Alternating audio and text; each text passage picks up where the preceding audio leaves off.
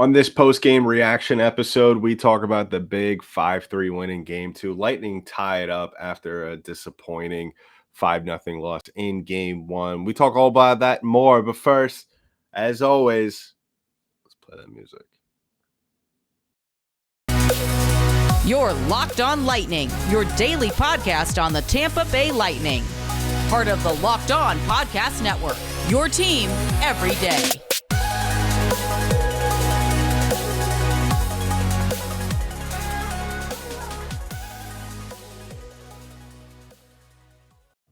And welcome to another episode of Locked On Lightning, part of the Locked On Podcast Network. I'm your host, Adam Denker. I'd just like to thank all of you for making us your first listen or watch of the day. To those of you who are watching on YouTube, thank you for helping us grow the channel. And go ahead and like and subscribe. Thumbs up, hit that notification bell. And if you're listening to us on an audio platform, go ahead and hit the follow button. Give us a 5-star rating. Wow. What a fantastic game from the Lightning. What a way to bounce back. And you almost had to figure that this was going to happen. You can never count this team out, especially after a game in which they've struggled. I mean, that's the one thing with this team. You haven't seen thus far really that often where it was in convincing style during the regular season. But in the playoffs, last 2 years, 14-0 coming into this game after losing a game in the playoffs. I mean, what else is there to say? You know, sometimes you forget with the way they've played, especially in game one of this series, about how deep this team is, not just in talent, but in veteran leadership. And when you look at the names, you always just forget and you just kind of take it for granted. But wow, what a fantastic performance by this team. Just another just instance of them showing why they're the two-time defending Stanley Cup champs. Goals from Victor Hedman, Corey Perry, Nikita Kucherov, Braydon Point, Brandon Hagel. 4 out of those 5 guys have a ton of playoff experience. Points coming from Hedman, of course, Killorn, Stamkos, Paul, and Kuch. So really just, you saw a nice mix of guys getting in on it. Point had a fantastic game overall, 6 shots on goal. Corey Perry was in the mix of it, 4 shots on goal himself. Hagel, 5 shots on goal. Cirelli and Colton were also in the thick of it. Kucherov, like I stated in the previous episode, really needed to get involved in this game. 4 shots on goal in this. So really a lot of aggressiveness that you saw in this game, and guys were really going for it early on, and that was really the important thing. That was the thing that I really stressed a lot on the the pregame episode that we posted this evening, excuse me. 3 for 7 on the power play. Really just stressed that out. I mean, everything that we spoke about in the previous episode early on today, they did. They went out and did it. Except for maybe the face-off percentage, 45% as opposed to 55 for the Leafs. Not too crazy about that. The Lightning did a very good job of playing within their game, not overreaching in terms of playing any one singular aspect of the game. Just a full game, 200 feet. Kind of ran out of gas there at the end, but not too worried about that. And then, of course, one of the bigger stories, Andrei Vasilevskiy stopping 31 of 34 shots tonight, making a couple of big saves early on, giving a lot of momentum to this team. So just fantastic showing from this team from top to bottom. So let's start with Victor Hedman in this game. Head looked just fantastic. 4 points total, 3 shots on goal, a goal and 3 assists. Vintage playoff Victor Hedman in this game. This was what we saw out of him in the bubble a couple of years ago. Really, just how aggressive he was from the point. But really, he got his goal tonight on pretty much a bad bounce. Play broke down in the middle of the ice near the slot, and you just forgot about the 6'6" defender down low all by himself, and just the wherewithal and just the calm and collective nature of the veteran presence that is Victor Hedman. Not just slapping the puck right away as soon as it comes on his stick, but kind of just dangling a little bit, make Campbell kind of think about it for a half a second or so, realizing that the period is only seconds away from ending, and not leading anything up to chance in terms of if you don't hit this shot, the Leafs have one more chance to race down the ice, or if you score this goal, don't give too much time left on the clock for the Leafs to kind of make one last rush. So just what a fantastic way to get that first goal of the night, and into the first intermission with a lead on the power play, which was a huge deal at the time. I mean, it's a huge deal in general in this game. After going 0 for 5 in game one, I think it was very fitting that this Lightning team got their first goal of the game on the power play, just to kind of get that monkey off their back in this series. So that was fantastic to see. And then you get goals from Corey Perry and Nikita Kucherov in the second period. Nikita Kucherov power play goal just continues to impress and really show why he's one of the best forwards in the entire National Hockey League, and in the playoffs. I mean, for the most part, actually, except for last game, when 8-6 is in the playoffs, just something flips, and you saw it in this game. I stressed a ton on the last episode about the more shots he takes over the course of a game, the better he gets. Midway through the second period, he already had 4. And that shows you he already had 3, excuse me, and then he ended up with 4. So he only took one more for the rest of the game. But another fantastic job from him, showing just how dangerous he is whenever he shoots, or whenever he just has the puck in general. Really makes the opposing team really think about it when he has the puck in the low slot near the circle. 1 point and 3 points total in this game for Kucherov, so that was great to see. Corey Perry kind of figured he was going to score a goal as well, just by the way the game was going in this. A playoff veteran, already had, he's played against the Lightning the last 2 years, so he knows what to expect out of this team. And he has a cup as well. He was on those Ducks teams that made it in the early 2000s, so he knows a thing or two about winning a cup. So, really, if you want to look at the one key in this game as to why the Lightning were able to turn it around, and that was just the veteran leadership that they have.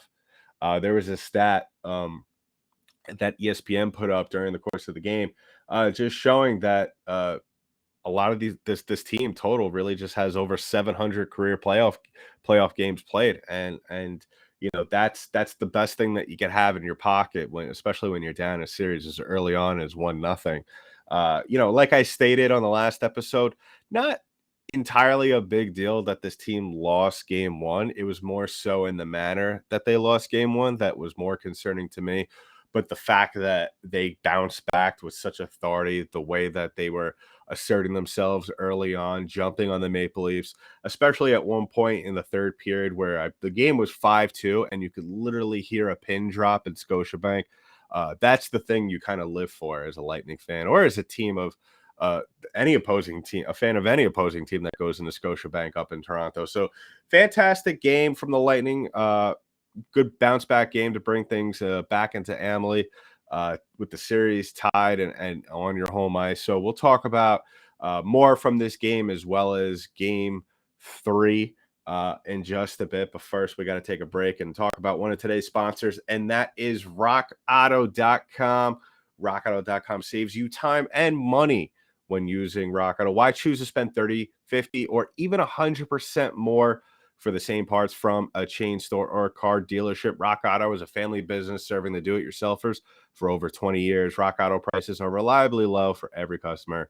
They have everything you need from brake parts, tail lamps, motor oil, and even new carpet. Go explore their easy-to-use website today to find the solution for your auto part needs. Go to rockauto.com right now and see all the parts available for your car or truck right locked on in their How Did You Hear About Us box, so they know we sent you.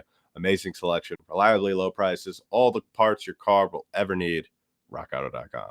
So if you're watching us on YouTube, you're staying right here as always. And of course, if you're listening on an audio platform, you're coming back right now, joining us after the break. So what a fantastic game, and really a great bounce back game from this Lightning team. Like I stated early on, you kind of expected a kind of a response in game 2 from this team, given the amount of veteran presence that is on this team. Like I said, over 700 career playoff games. combined for all the players on this team. There is a couple of players that still have not played. This is really only their first playoff couple of games. Guys like Brandon Hagel, who got his first career goal on this one. So what a fantastic goal from him as well. Glad to see him get going. Hopefully this is the start of more for him. I was talking to a few fans before the game. I said it was very important, or would have liked to have seen Braydon Point get going, which obviously we all know what he does when he gets rolling in the playoffs. Probably one of the better playoff players that we have seen in recent years. I like to equate him to his performance in recent years to what Madison Bumgarner did when he was with the San Francisco Giants, those 3 championship runs they made in the mid 2000s. But glad to see him going. Glad to see Brandon Hagel going. Hopefully, we could start to see Anthony Cirelli get things going. One fan tweeted to me saying he's not a good finisher. He doesn't need to be a good finisher. We don't need him particularly to be scoring goals here and there. Once he gets going, once he gets free flowing, he can make things happen, and that's all we need from a guy like Cirelli. And we just need him to play well on both sides of the ice, especially win faceoffs. One guy I want to give a shout out to on this team who just continues to impress, who continues to make Julien Brisebois look like an absolute genius, and that is Nick Paul picking up a point in this game in 19 minutes of ice time. Nick Paul just everywhere. The earth is covered by 75% of water, and the other 25% is covered by Nick Paul. So, those percentages are probably a little bit off, but at the same time, I mean, Nick Paul has just been doing a fantastic job ever since he was traded here from Ottawa. You hate to see guys like Matthew Joseph get traded, but when, no disrespect to Matthew Joseph, but when you get a guy like Nick Paul who seems and has shown that he could do a little bit of everything, the loss of a beloved player doesn't hit as hard, especially when you have this guy. 2 takeaways tonight, 43% of the faceoff circle, just an absolute wrecking ball along the boards. What more can you say about this guy? I'm not expecting him to obviously score goals out there constantly, but if we could get kind of what we saw from Barclay Goodrow out of Nick Paul, basically what we have seen thus far has been almost identical. I think the Lightning are in pretty good shape, and this guy has already, especially to me, has won himself a ton of fans. Another great performance tonight from Alex Killorn. Just another a performance similar to that of Nick Paul. Just an absolute human wrecking ball out there, being able to create a lot of traffic in front, being able to push out opposing players in front of Vasilevsky, just doing a little bit of everything out there. Like I said, when this team does the little things right consistently, the big things will fall in line. And we saw that tonight. The big guys, the big guns on this team were able to go out there and score goals. And that was really the deciding factor.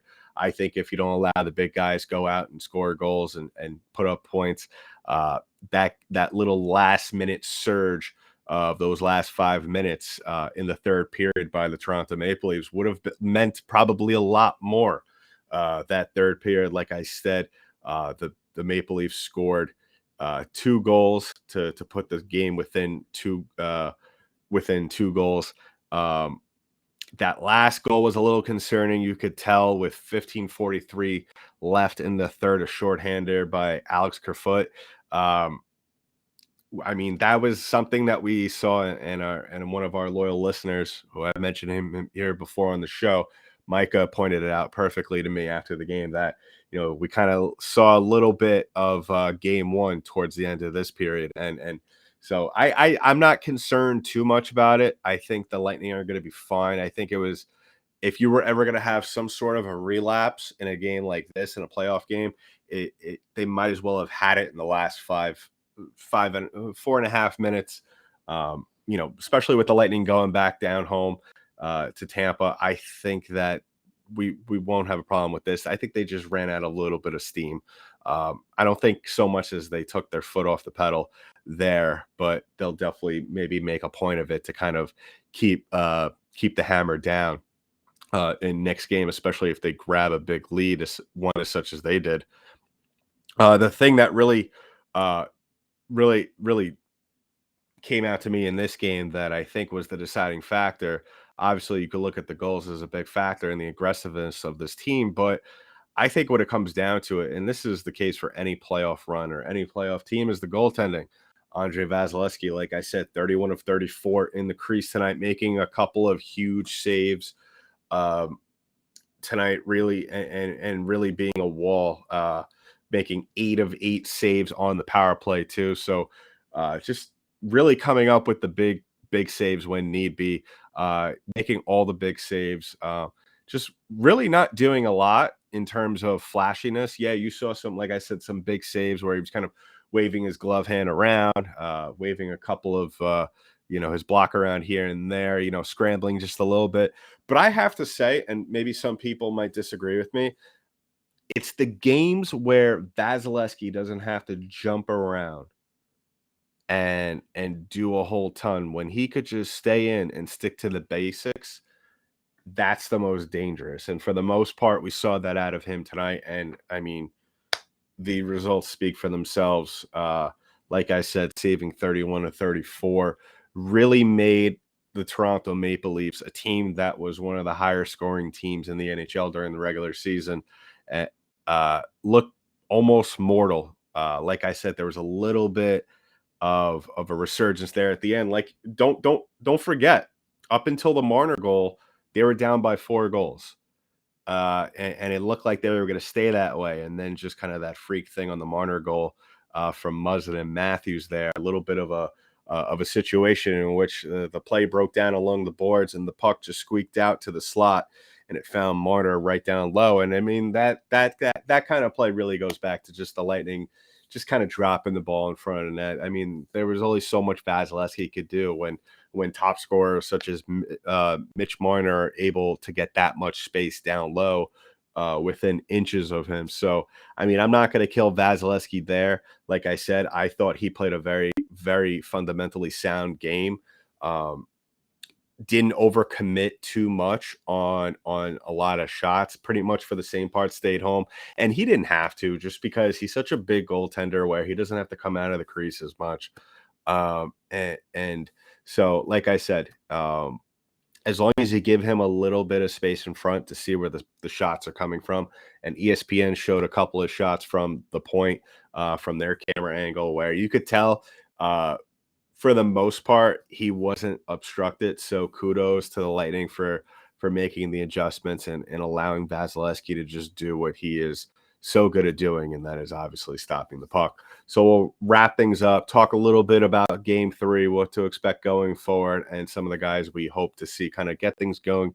We've already mentioned some of them here already, but I'm going to talk about our last sponsor of the episode, as well as jump to a quick break for all of you listening on the audio platform. And our last sponsor is Built Bar. Now, this is going to be a long playoff run, everybody. So you're going to want to have some snacks next to you, whether you're sitting on the couch, whether you're sitting outdoors, if you have one of those fancy outdoor televisions on your patio or on your back porch, and you're definitely going to want to grab something healthy. So definitely want to grab a Built Bar. And the best part about a Built Bar is that they're healthy and delicious. No more sacrificing delicious food for health with Built Bar. You can have both, and it's easy. All you have to do is go to built.com and order now. All Built Bars and Puffs are covered in 100% real chocolate. That means with Built Bar, you can eat healthy and actually enjoy doing it. And Built Bar makes something that is for everyone. They have a ton of flavors. My favorite flavor right now is the banana cream pie. They also have raspberry double chocolate and so many more flavors. You could mix and match. You could order maybe a few just to kind of get your bearings on what you like, or you could just get a variety pack. That's the best thing about Built Bar. So go to built.com, use promo code LOCK15. You go 50% off your order. That's promo code LOCK15 for 50% off on your next order at built.com.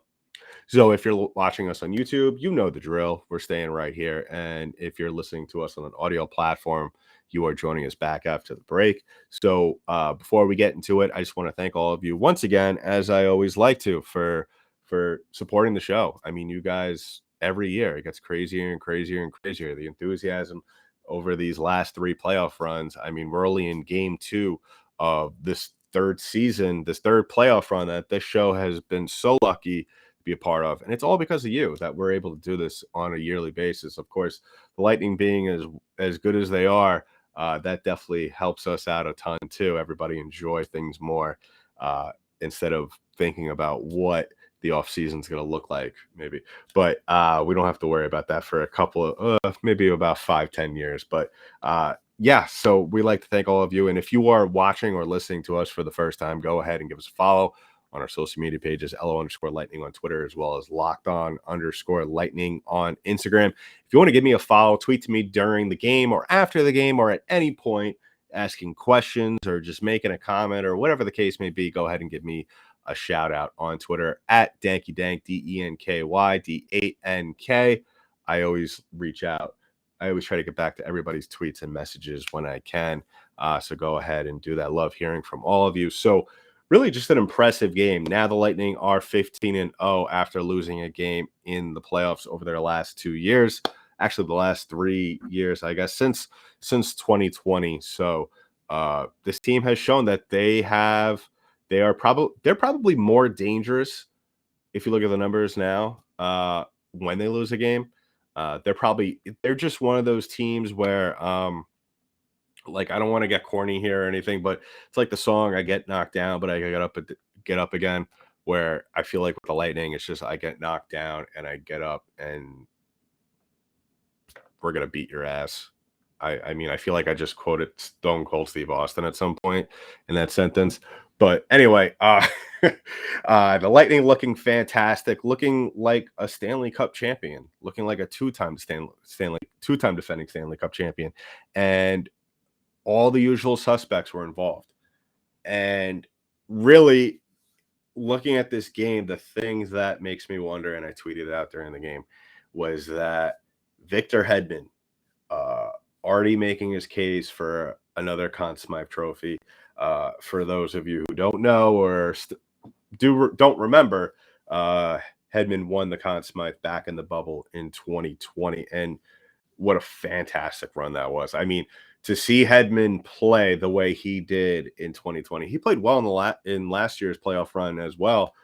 But his performance in the bubble was just unbelievable. And I feel like the Lightning are such a better team, especially when you have him involved offensively, as well as Kucherov involved offensively. We've said it at several times during the season.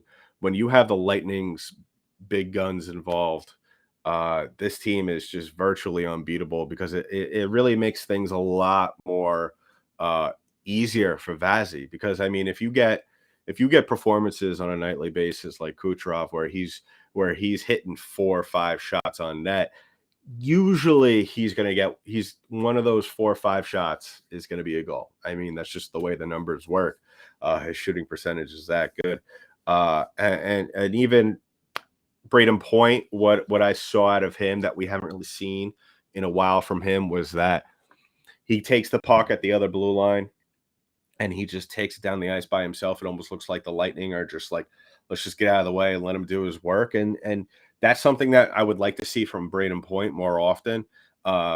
We haven't seen that a whole ton from him this year. We've seen little intervals of that here and there, but I feel like that's something he just kind of turns on when he gets into the playoffs, and it's a huge reason as to why he's so successful and dangerous. Because the only other player, and this is showing you how dangerous he is with his ability to skate and how fast he is and dangerous and just how good his hands are and skillful he is. The only other player that I've ever seen recently over the last 5 years that has that same type of ability and just kind of just overwhelms teams like that in such a way is Connor McDavid. And the fact that, anytime you mention a player skill wise, skating wise in the same breath or a conversation as Connor Connor McDavid. That shows you how elite they are. We've spoken many times on this show how I think underrated and undervalued Braydon Point is to maybe the rest of the National Hockey League. At least other fans, I'm sure GMs and players realize how good Braydon Point is. But I mean, you look at what this guy does in the playoffs, and if he could get going, if we could get, I'm telling you right now, because Vasilevsky is going to be Vasilevsky, and I think this is a good place to end it because really, I am making my first guarantee of the playoffs. Well, sort of guarantee. I mean, you could take it as you will, but if we could get a 4-5 shot night per game out of Nikita Kucherov, a 3 to 4 shot night out of Victor Hedman, in which he accumulates 3 points or more, and you get at least a point or more, a point a game out of Braydon Point going forward, because we know Vasilevsky is going to be Vasilevsky. So that is a goal a game Kucherov, or a two point more game out of Hedman, and a point a night Braydon Point. I don't see a team in the National Hockey League, at least in the Eastern Conference, that is going to be able to stop the Lightning. Now, that is obviously based off of game 2. The Lightning need to replicate that going forward. Easier said than done, but they've been able to do that 2 straight years in a row. The only thing that stands in their way when it comes to that really is teams picking up on them, being able to shut them down, standing them up at the blue line, which we saw in game 1. The entry zone play was just absolutely atrocious, a whole lot better in this game. I think what it was really with that was that the Lightning were more clumped together down the middle, trying to penetrate the middle towards the slot area, going into the zone.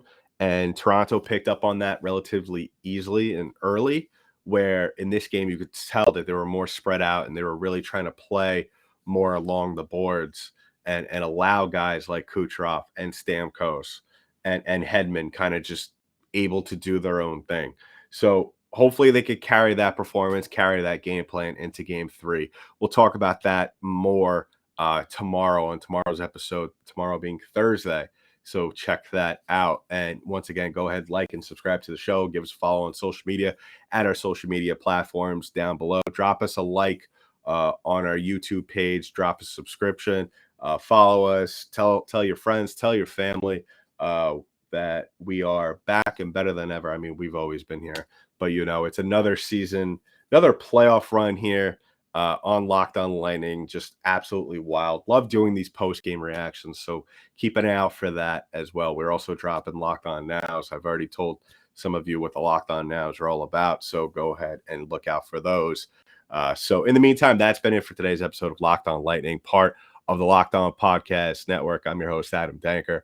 I'll talk to you in the next one.